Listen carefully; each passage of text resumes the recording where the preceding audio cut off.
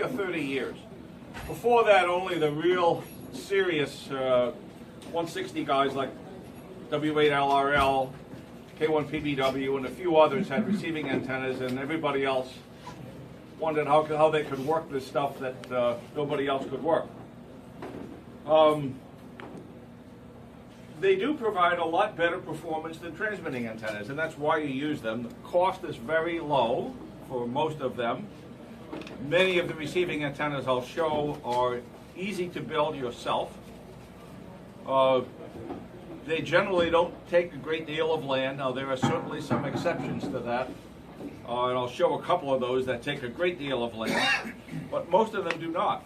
And some of these receiving antennas produce the same kind of performance as a 5-element Yagi on 20 meters. And some of the ones that are small approach that performance.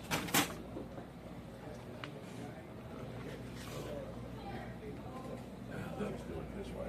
Yeah, that works. Good. Okay. So there's one of the hams who's contributed a lot to the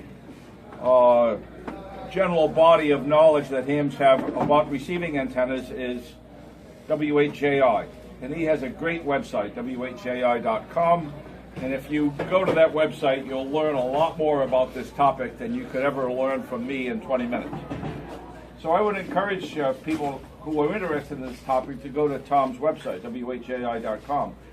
One of the things he developed was a metric for evaluating the relative performance of different antennas. It's called receiving directivity factor. He describes it on his website, and I'll show some of the relative performance in this presentation using RDF as a metric of comparing that. I'll mention one thing about RDF, and that is, just like you want to measure the performance of any other technical product, whether it's a transceiver or an antenna or a race car or whatever, a single metric doesn't capture everything. It just can't do it. So if you're in a situation where your primary noise is local, from nearby homes, maybe even from your own home, RDF isn't really designed to deal with that. RDF was developed more for the case where you're in a kind of a rural location like this, and the local noise is not a significant factor, and you're trying to suppress noise that's coming in through the ionosphere. So that's what that metric primarily focuses on. And one other aspect of antennas is that if your noise source is close from a neighboring home, within a few hundred yards, very large antennas don't work very well in that case, because the large antennas don't develop their directivity until you're several wavelengths away from the antenna. So for that case, when you're in a suburban neighborhood, small antennas will often perform better than the big ones. So we'll just, this chart just shows the relative performance of some relatively small antennas. Probably the smallest antenna of all is the magnetic loop, and in a couple of slides I'll give a little bit more detail about that. Its relative performance is rather poor compared to everything else. And one of the things people are surprised about is that a single vertical, whether it's full size or short, has RDF. And it's actually slightly better RDF than the magnetic loop. And the reason is that a vertical has almost no sensitivity to signals that arrive from straight overhead. So the noise that might come in from straight overhead, from storms that are overhead mostly, are suppressed by verticals. And by the way, they're not very well suppressed by loops. They have more sensitivity to signals straight overhead than verticals do. And a very popular antenna where you don't want to have a lot of visibility to your antennas is the Beverage on ground. It's not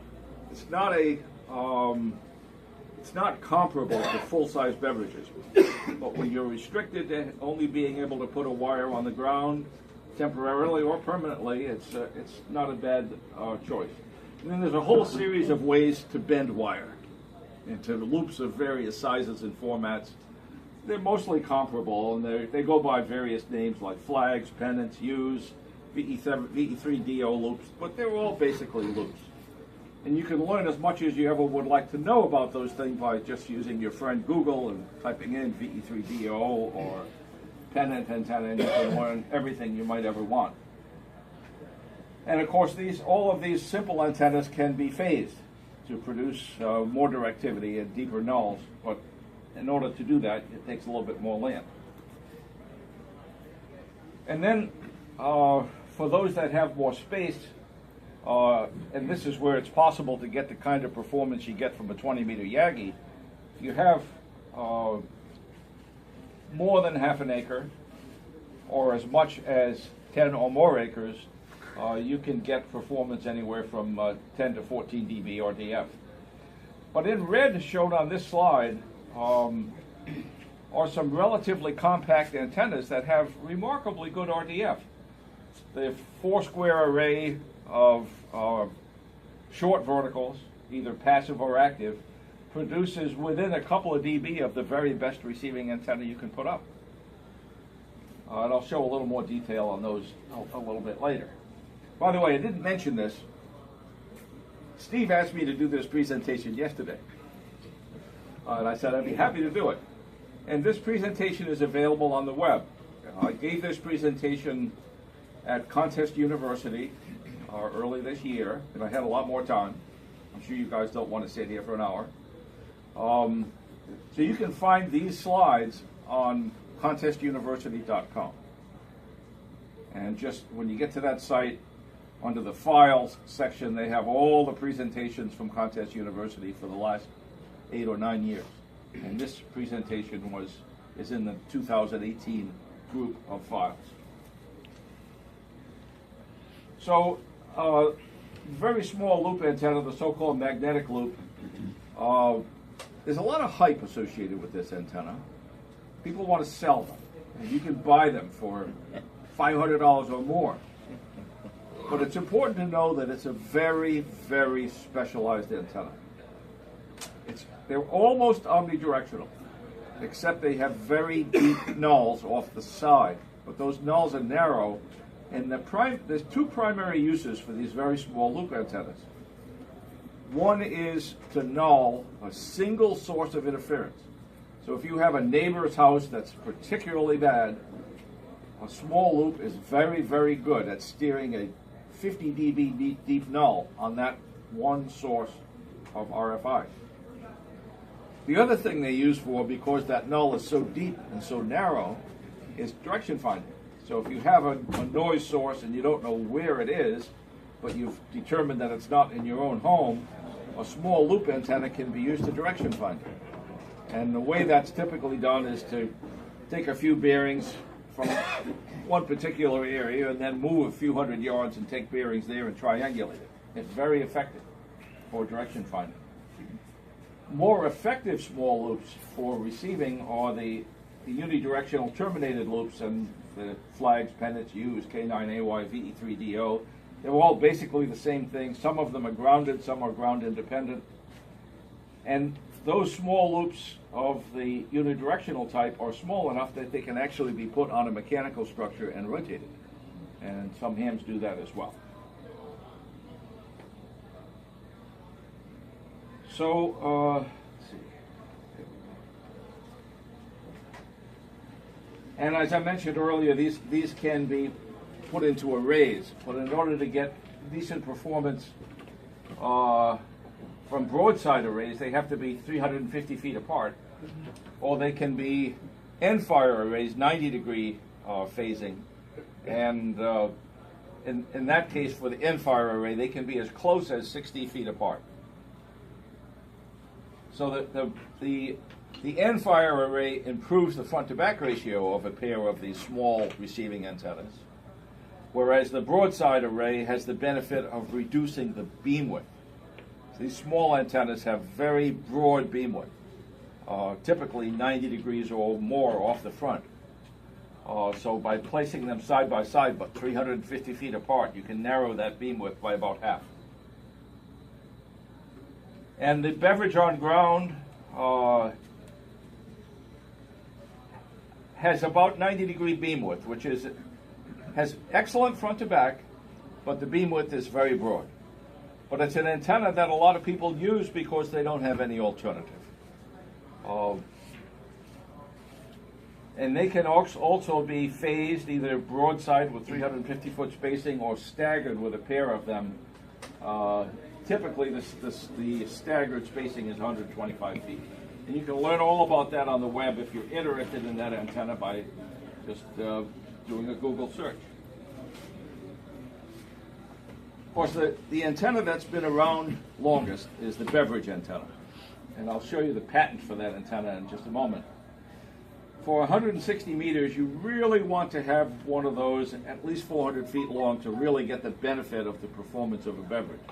And I'm sure some of you probably noticed the beverages that Steve has as you drive in. A very excellent length for a beverage for 160 meters and 80 meters is a 500 to 900 foot length. 500 foot ones work very, very well. And they can be phased either staggered or wide spaced.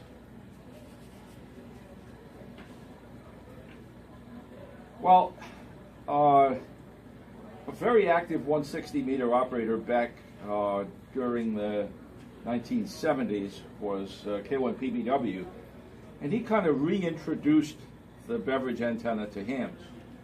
But it had been in use many years before, and this photograph that you can see here was taken in Scotland during the transatlantic tests where hams demonstrated that it was possible to communicate across the Atlantic in 1921. And the receiving antenna that was used on the Scotland side was a 1,300-foot beverage on a beach, facing across to North America. By the way, this 1921 transatlantic test, we're pretty quickly approaching the 100th anniversary of that. That was a one-way test. It wasn't two-way. So there was no two-way ham communication that had yet taken place. And this test was around the 1,500 kilohertz frequency. It wasn't in today's 160-meter band. There's a well-known book called 200 Meters and Down, and at the time, hams believed that in order to communicate over very long distances, you had to be as low in frequency as you could be. So when hams got exiled into the 200 meter and higher, 200 meters and lower ham bands, they thought to work long distances that they had to hug that 200 meter end. So this transatlantic test was done at about 200 meters, which is 1,500 kilohertz. I think I've mentioned enough about arrays. We'll get into some specific details in a little bit. But short verticals are very, very effective receiving antennas. On 160 meters, 24-foot vertical is all you need, or 20-foot vertical, receives plenty of signal. I'm sure anybody that's used an antenna, transmitting antenna on a receiver on 160, the first thing you do is turn on the attenuator on your receiver, because you've got so much signal that it compromises the performance of the receiver. So the first thing you do is put in an attenuator. So when you design a receiving antenna, there's no need to use full-size antennas. In fact, it's undesirable to do so because they interact with each other very strongly. So the first thing you do in the design of an array of short verticals is you make the verticals as short as you can. And it turns out 20 or 24 feet is a pretty good compromise between picking up enough signal and not having a lot of interaction between them. And there's two ways to build arrays of short verticals.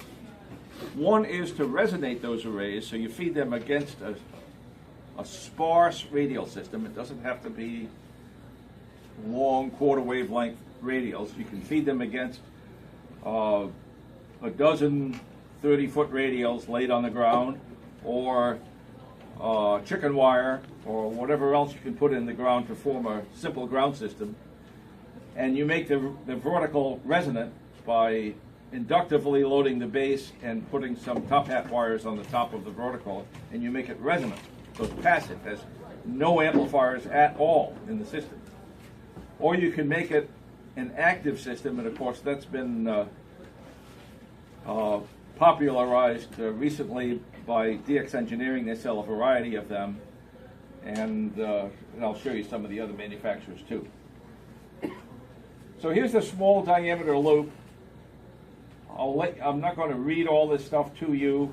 The important takeaway from this is that it's a specialized antenna for nulling a single RFI source or for direction finding. And in order to get any directivity at all out of a small loop for skywave signals, it's very important that the small loop be very close to the ground. Because for horizontal polarization, you remember the signals that come in off the ionosphere are continuously rotating in polarization. They're not vertical only, they're not horizontal only, they're rotating, changing with time. So the small loop antenna has this very sharp directivity off the side, but for vertical polarization only. For horizontal polarization, it has no directivity. It's completely omnidirectional. But it turns out if you take any antenna of any kind and place it very close to the ground, the horizontal polarization is basically destroyed by the close proximity of the Earth. So this is a case with the small loop where a very low antenna is actually advantageous. So if you do find yourself having to use a small loop, don't put it 20 or 30 feet above the ground, put it 5 feet above the ground or less, and you'll optimize the depth of that null for skywave. And this is what a small diameter loop looks like. You don't have to spend $500 to build one of these. They, like so many antennas, they just want to work. And there's I don't know if this website is still active, but like so many things having to do with antennas, you can go to Google, and if this site isn't still there, you can find all kinds of ways to build one of these with hardware you probably already have.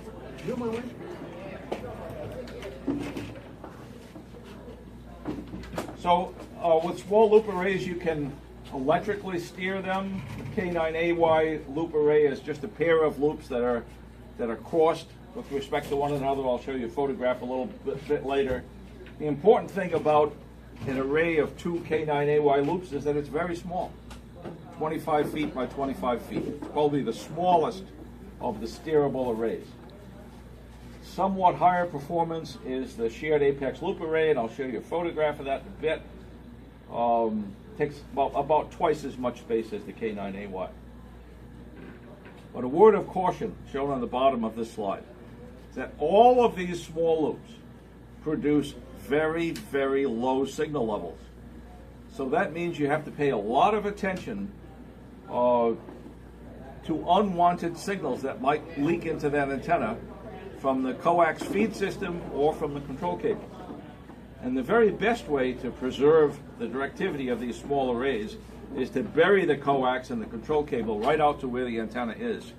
Doesn't have to be buried very deep, but then you still want to use common mode chokes right at the feed point so that the signals you're listening to with your antenna, with your receiver, are coming from the antenna and not from the outside of your coax. Isn't that why some of them have preamps right at the base? Yes, that helps. Yeah. But it's not necessary to do that. Okay. But it does help.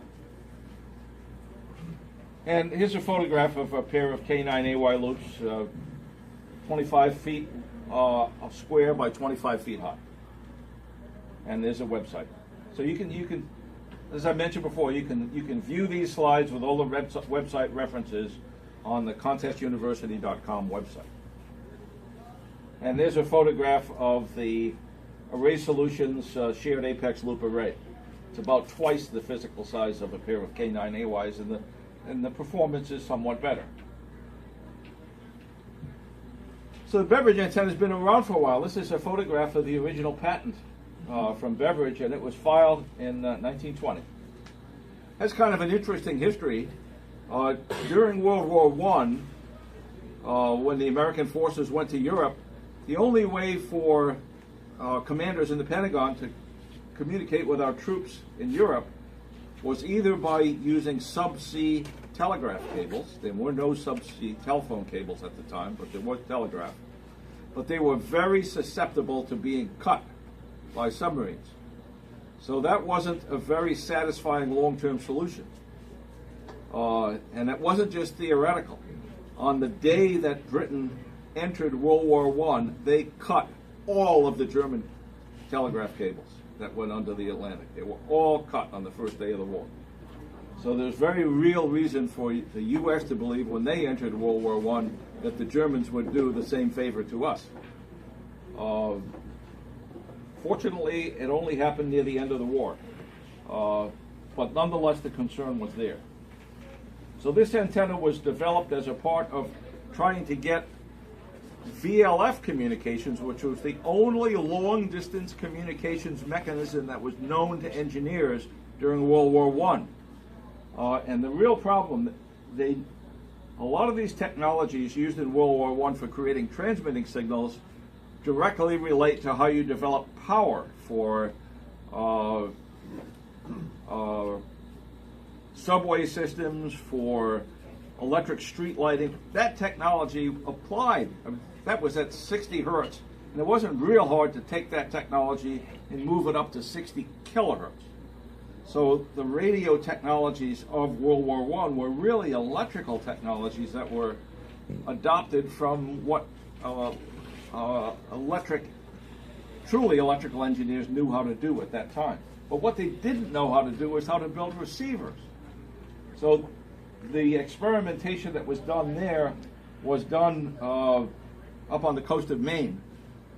And a fellow named Howard Beverage, who was a ham, simply laid a wire on the Earth pointing towards Europe and discovered that it had directivity.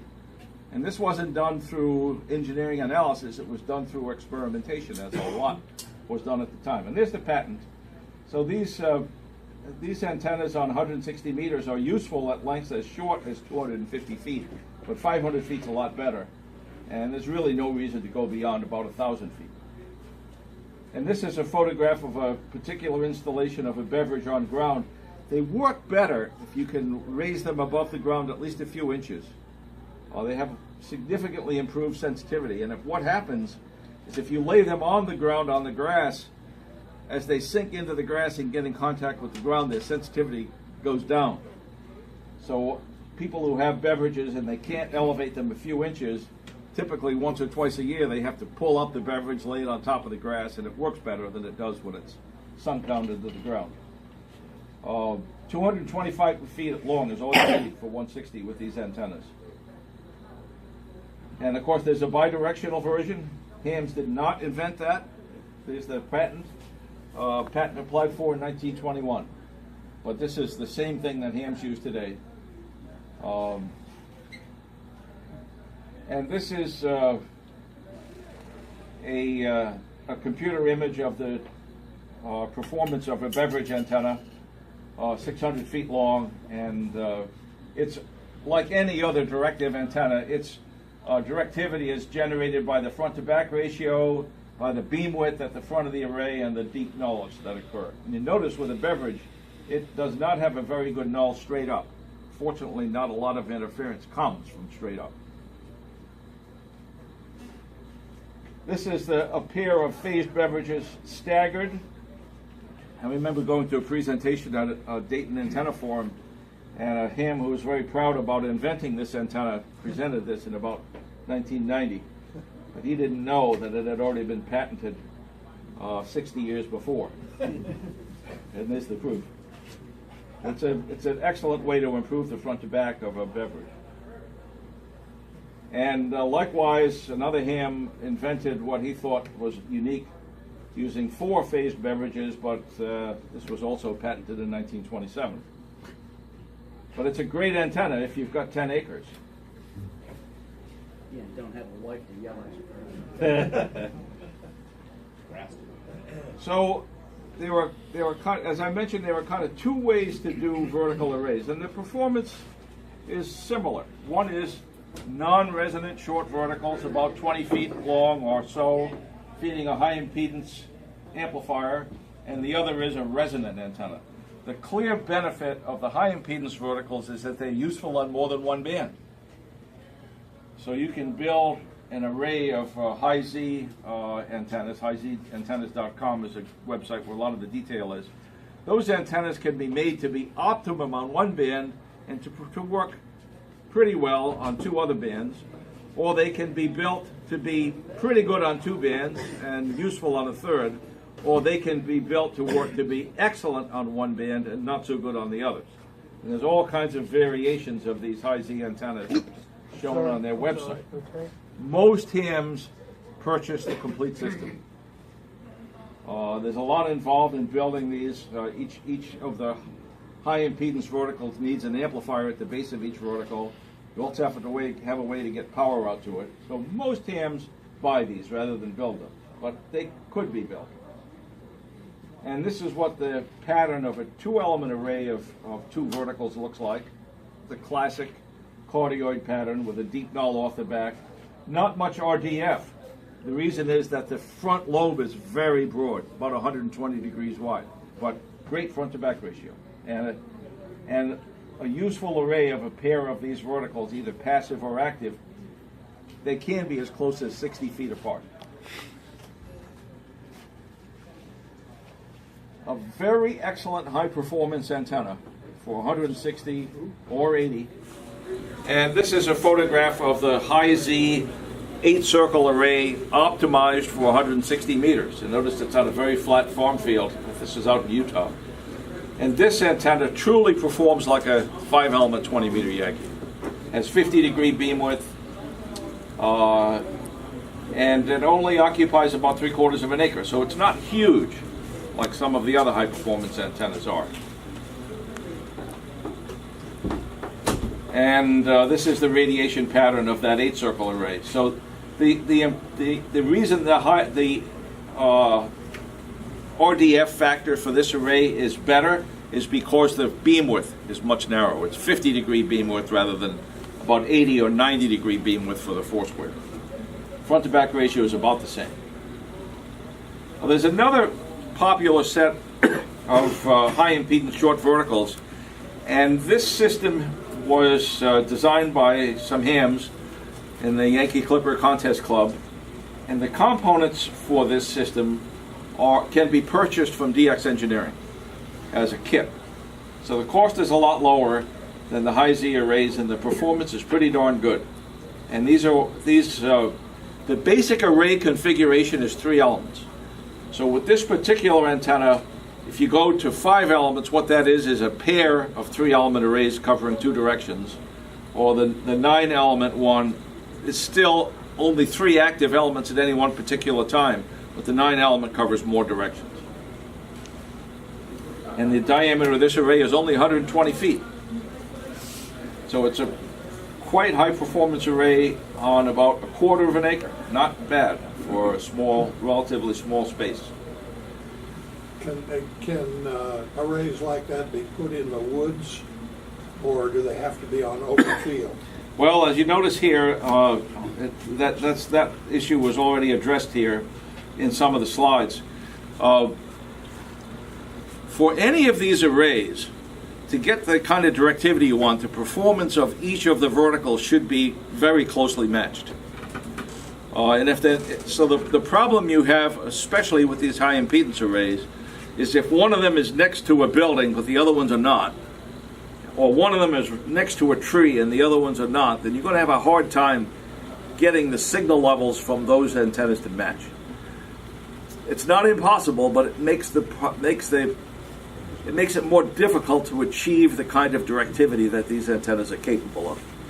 Remember the photograph of that 8-element array in that big farm field? Everything is all, so that's kind of the ideal case, like Steve has here. It'd be even better if Steve knocked down all the big towers, then you wouldn't have radiation. I don't think he's going to do that.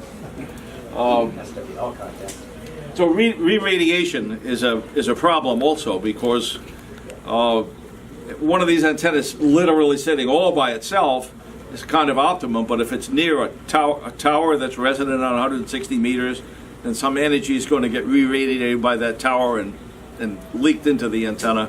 Same with power lines. All power lines have ground wires that run up the telegraph poles, telephone poles, up to lightning arresters or to transformers. And those wires going down the pole re-radiate. Power lines are loading wires. So for optimum performance, you like to get these receiving antennas as far away as possible.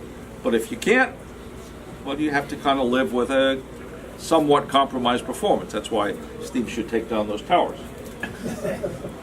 Okay. So the other alternative is low impedance verticals. I've mentioned those a few times. The difference with low impedance verticals are resonant. They have no amplifiers. They're very simple. So an array of those of low impedance verticals, which is what I use, has no active electronics out in the field.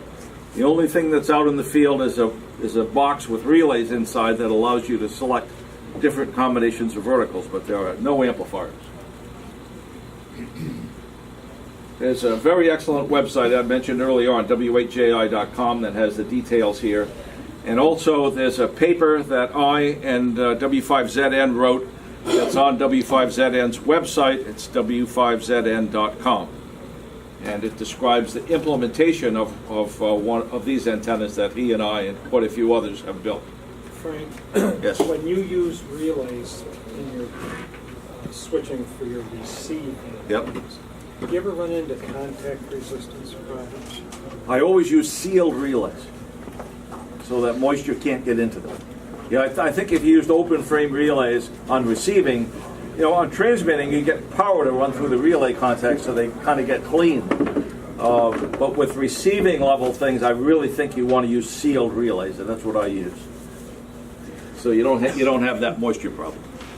And I've never had that problem with those sealed relays. Even when water's gotten into the enclosure, which it has a few times.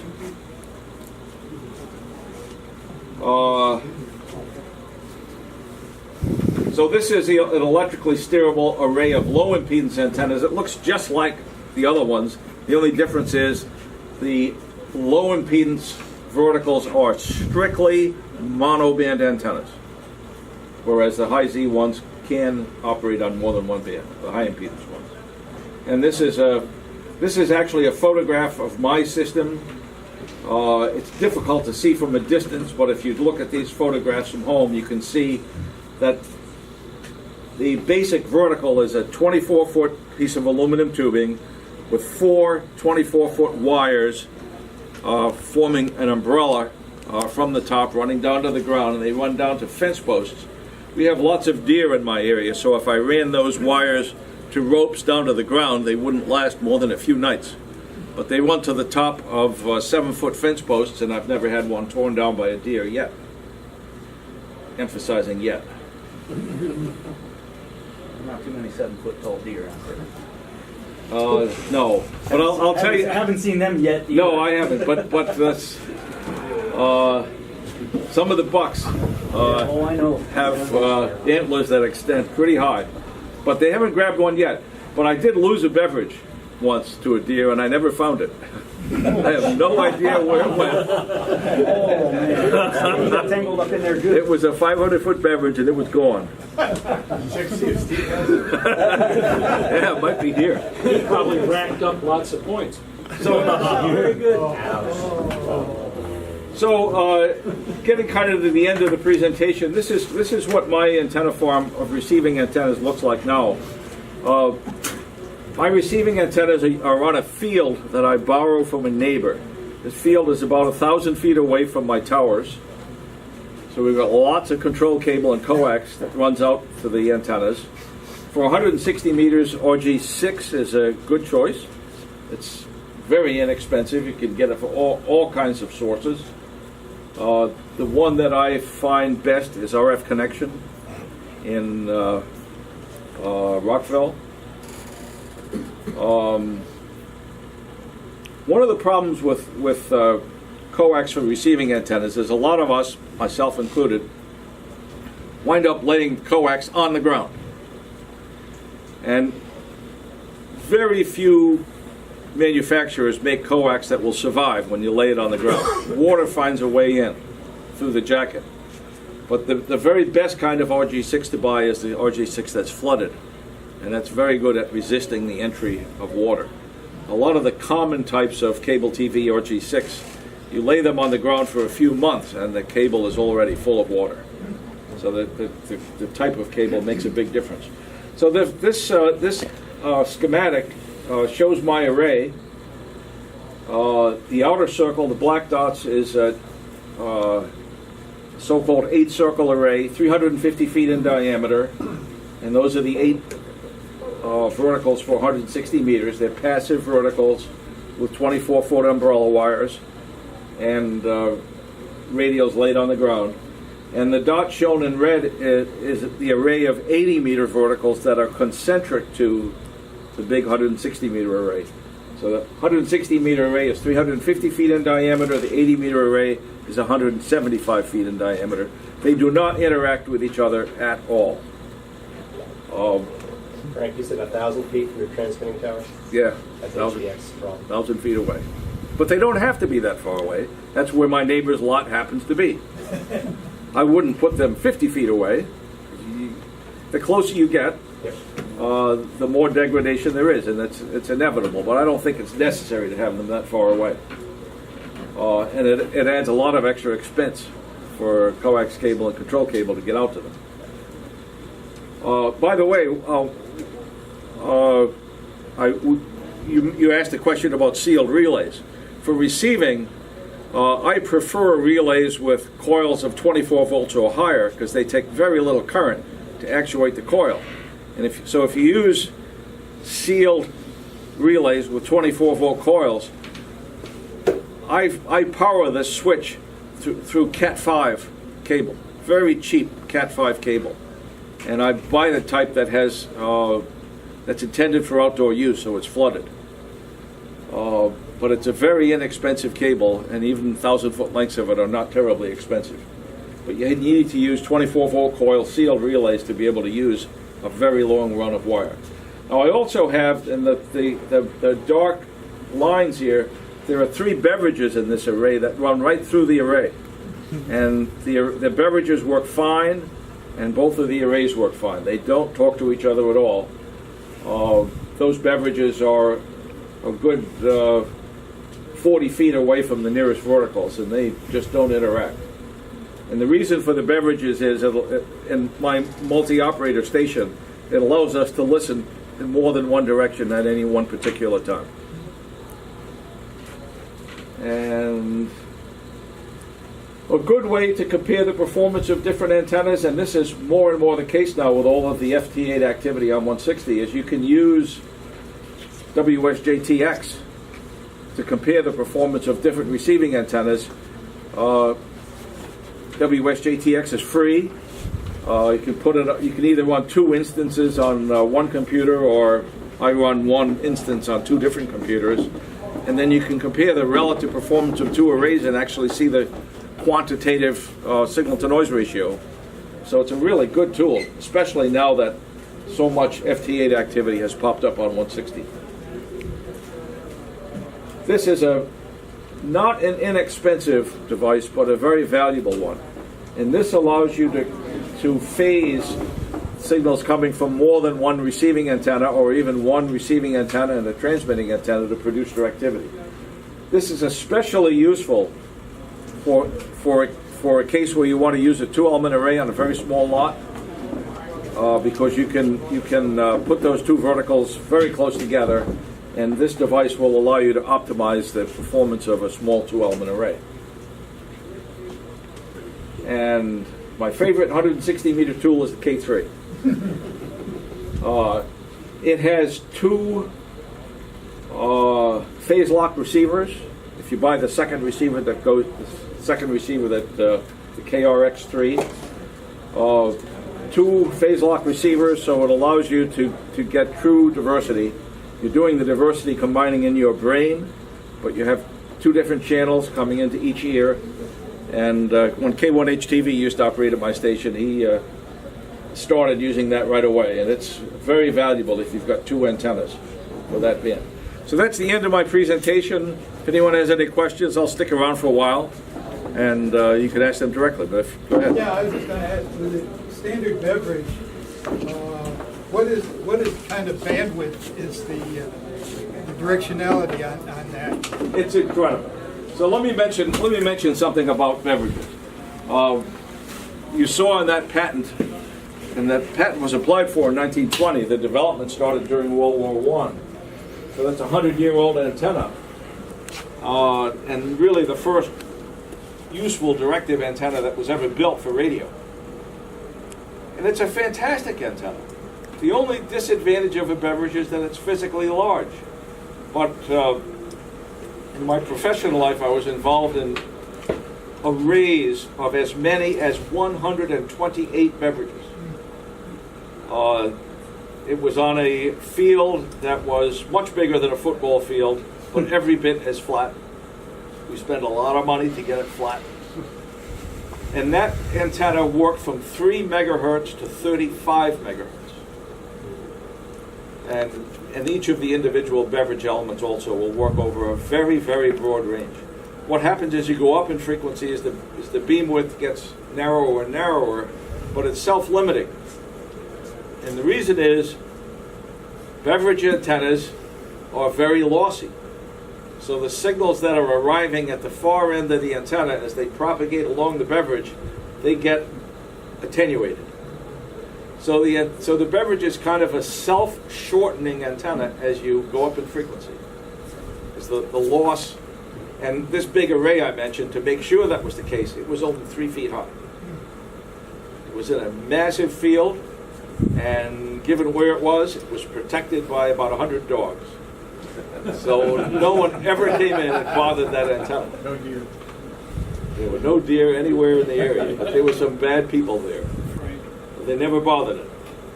if you were going to put up one of those 8-circle receiver arrays, and you We're doing it next weekend if you want to come up. have to leave on Thursday. But Bud has more important work to do. If you were going to install one of those and you only had sloping ground, Yeah. do you mount them all the same height above ground? Do you make them all so that they're the same horizontal height, and is your answer different for the resonant versus the non-resonant? Well, it all depends upon what slope is. How much slope? Are we talking about a steep mountainside or a gradual slope? Just a gradual. I wouldn't worry about it. It'd be a different matter if you want a very steep hillside. So small in terms of the Yeah. wavelength. Well, if you think about it, Say 4 to 8 degrees. you won't even notice it. The beam width, the elevation beam width of a vertical, which is what we're talking about here, it's about 40 degrees wide. So if you tilt if you install it on ground that's sloping only about 10 degrees, basically what happens is, if you think about, if that's the pattern of the array over flat ground and you're all tilted ground, it just tilts. That's all that happens. So there's very little effect. So if you're looking down the hill, then the angle of radiation drops, and if you're looking up the hill, then it goes up. Now, if the ground is like that, well, it's a different story. Okay, any other questions? Frank, in actual use, say with a steerable phased array of some kind, and you're calling CQ, for example, and you click back over to receive. Yep. You typically have to manually flip through the direction switch when you're listening for a response. Well, that's a very good question. And that's these 8-circle arrays that perform, they literally perform like a 5-element 20-meter gig.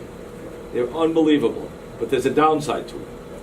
And that is, if you're calling CQ, especially in a contest where you can work Europeans and US stations, it's not a very good antenna for listening when you call CQ, because you won't hear some of the people that are calling you. So, and that's one of the reasons that those beverages are there, because the beverages don't have, the front to back ratio isn't as good, and the pattern is broader. So the operators who come to my place to operate the 160 contests, when they call CQ, they listen on the beverages. And then if a signal is marginal, which only a small fraction of them are really marginal, then they'll switch over to the 8-circle array, and that'll pick up an extra 2 or 3 or 4 dB. And in some cases, they'll be able to make a QSO that they couldn't make on the Beverage. The Beverage is a superb receiving antenna. So the eight circle is just a little bit better. But I know a lot of you know that my next door neighbor is Bernie, W3UR, and he's a very committed 160 meter DXer. And he has made some QSOs listening on the 8 circle array. For example, he worked at a station in Afghanistan on 160, and he couldn't even hear it on the Beverage, and he completed a successful QSO receiving on the 8 circle. The difference was probably only 2 dB, but that made the difference between making contact and not making one. Could you hear them on the transmit antenna? No. No. And the transmit antenna's got good directivity. It's a 4-square, full-size 4-square. But these receiving antennas are better. Whereas with like 40 meters, there are a lot of times where we can hear best on the transmitter. Oh, well, the transmit antennas are pretty good, aren't they? Yeah. What's the transmitting antenna? Full-size 3-element Yagi at 200 feet? Yeah. But the receive antennas do just fine. Hey, Frank, Yeah. recognizing the reciprocal qualities of these antennas, has anybody ever used beverages for transmitting? Yes, absolutely. The U.S. Special Forces, they really don't like to get found. And in the days when they were using HF, and I don't think they're using it anymore, but they were until relatively recently. What they were using, and of course the stations they were communicating with for their mission knew exactly what frequencies, so it was kind of a perfect receiving situation. So the Special Forces used radio equipment they carried on their backs, but they rarely used omnidirectional antennas for transmitting on HF. Typically what they used was a wire about 200 or 300 feet long, and they strung it up, of course trees or bushes or something, pointed at the station that they were going to communicate with. And the reason they did that is they wanted the smallest signal possible that could communicate with the station they wanted to communicate with, and the less likelihood that they could of anyone finding their transmissions. So they used Beverage antennas, unterminated. Very simple antenna they could put up. They just carried it in a small box and laid it across the bushes and pointed it at the ship or whatever they were communicating with. But for other their than mission. that special, you don't see it used very often. There were a few other isolated cases. There was a one station in Canada, a military station, where they just ran high power, so they could get significant directivity using beverages. But of course, you lose 90% of the power.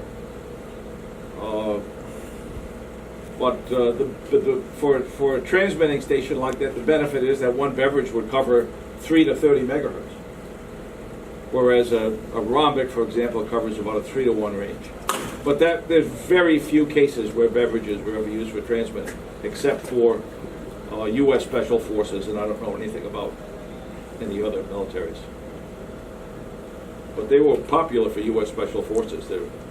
They really appreciated having that directivity to minimize the chances of them being found out. Any others?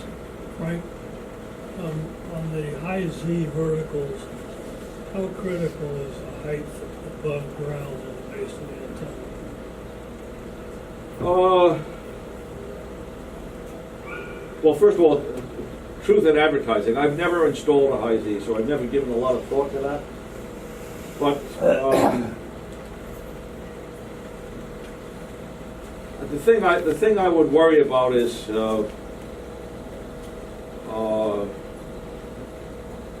trying to control the. If you put a common mode choke at the feed point to eliminate any of the undesired radiation from other directions, I think I'd be less concerned about that. But the ideal case is to have the feed point as close as possible. But I'm sure there are people who put that feed point up somewhat higher. Well, my application, I've got a pasture because all my antennas are located in. I need to get the base of a vertical about 8 to 10 feet off the ground. keep the cattle from getting Yeah. tangled up in there. Yeah. Well, I don't know the direct answer to that question. But I don't think it'd be very difficult to try it with a couple of elements and see how it does. It's a big investment to put up 8 of them to find out it doesn't work well. It's basically designed to be on the ground. Well, that's the optimum case. So the question is how much, that's clearly not optimum to raise the base. But on 160 meters, for example, 8 or 10 feet isn't very much. You know, a wavelength on 160 meters is 550 feet. So if you raise it 5 feet, that's only 1/100th of a wavelength. That's hardly anything at all. So I think especially for 160 and 80, if you're only raising it 5 or 10 feet, if you're careful about common mode choking, it'll probably work fine. But I've never done it, so I can't tell you I've done it and I know it'll work fine, but I think it will work. If you tried to do that on 40 meters, 5 or 10 feet is significant on that, but on 160, it's a very small amount. Any other question? We're done. I just came in late. Could you repeat everything? Oh, yeah. You want to hear about the part of taking down your towers? Yeah. Are you talking receive only? I'm not sure I want to hear that. I got a private person. Probably wouldn't be open.